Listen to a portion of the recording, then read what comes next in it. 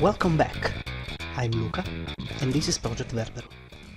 In the last video, I showed you how Verbero can be used to analyze the impacts from a sword simulator. In this one, my point is to show you how Verbero is more of a platform rather than a specific product.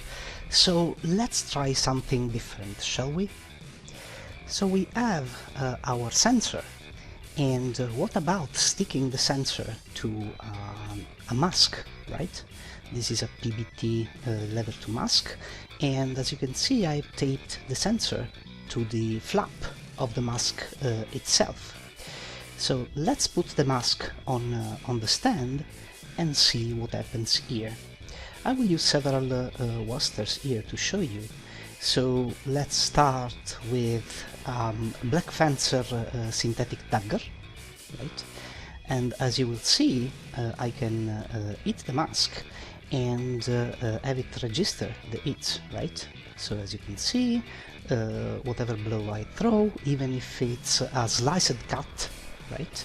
A powerful blow or a rather easy one, right? The sensor is able to track it.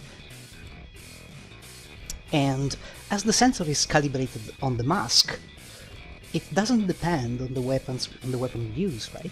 So as you can see here, I have a stealth simulator, and the sensor behaves in the same way. So you might be thinking, well, you have developed the sensor, so you know how to hit the mask in order to register the blow.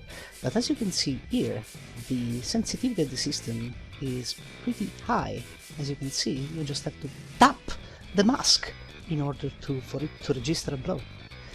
And as you can see here, it doesn't register any movement rather than impacts, because that's how the system has been trained. And I can show you that even if I wear the mask, which ultimately is what you want to do, right?